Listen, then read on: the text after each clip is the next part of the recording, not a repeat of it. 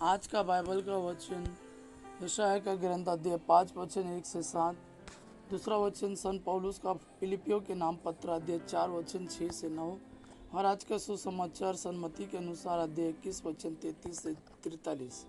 यशायाह का ग्रंथ अध्याय 5 वचन 1 से 7। मैं अपने मित्र की दागबारी के विषय में अपने मित्रों को एक गीत सुनाऊंगा। उपजाऊ ढाल पर मेरे मित्र की दागबारी थी। उसने इसकी ज़मीन खुदवाई, इसमें से पत्थर निकाल दिए और इसमें बढ़िया दाखलता लगवा दी। उसने इसके बीच में मीनार बनवाई और इसमें एक कोल्हू भी खुदवाया। उसे अच्छी फसल की आशा थी, किंतु उसे खट्टे अंगूर ही मिले। यरूशलेम के निवासियों, यूदा की प्रजा, अब तुम मेरा तथा मेरी दागबारी का न्याय करो। कौन बात ऐसी थी जो मैं अपनी दागबारी के लिए कर सकता था और जिसे मैंने उसके लिए नहीं किया? मुझे अच्छे फसल की आशा थी, उसने खट्टे अंगूर क्यों पैदा किए? अब मैं तुम्हें बताऊंगा कि अपना दागबारी का क्या करूंगा। मैं उसका बाड़ा हटाऊंगा और पशु उसमें चरने आएंगे। मैं उसकी दीवारें ढाऊंगा और लोग उसे पैरों तले रौंदेंगे। वह उजाड़ जाएगी, कोई उसे छांटने या खोदने नहीं आएगा और उसमें झाड़ झंखाड़ उग जाएंगे। मैं बादलों को आदेश दूंगा कि वे उस पर पानी नहीं बरसाए। विश्वमंडल के प्रभु की यह दागबारी इज़राइल का घराना है और इसके प्रिय पौधे यूदा की प्रजा है। प्रभु को न्याय की आशा थी और भ्रष्टाचार दिखाई दिया। उसे धार्मिकता की आशा थी और अधर्म के कारण हाहाकार सुनाई पड़ी। दूसरा वचन संत पौलुस का फिलिपियों के नाम पत्र अध्याय 4 वचन 6 से 9।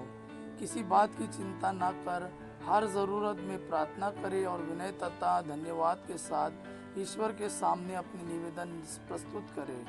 और ईश्वर की शांति जो हमारी समझ से परे है, आपके हृदयों और विचारों को ईसा मसीह में सुरक्षित रखेगी। भाइयों, अंत में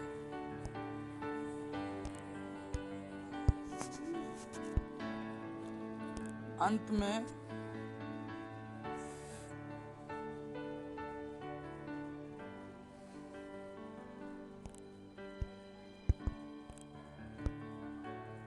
अंत में यह जो कुछ सच है, आदरणीय है, जो कुछ न्याय संगत है, निर्दोष है, जो कुछ प्रीतिकर है, मनोहर है, जो कुछ उत्तम है, प्रशंसनीय है, ऐसी बातों का मनन किया करे।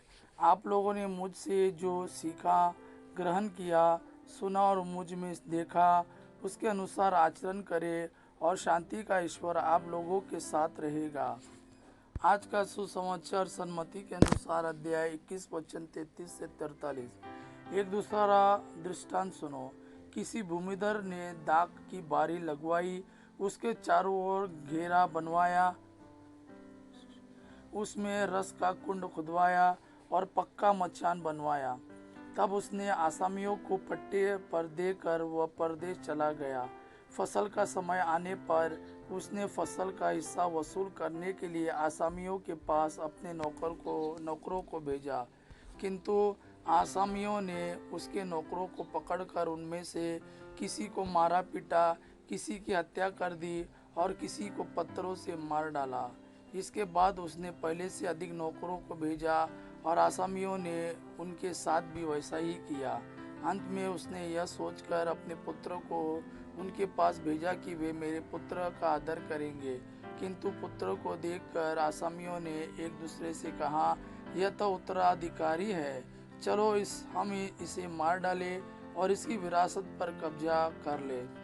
उन्होंने उसे पकड़ लिया और दागबारी से बाहर निकालकर मार डाला। जब दागबारी का स्वामी लौटेगा तो वह उन आसामियों का क्या करेगा?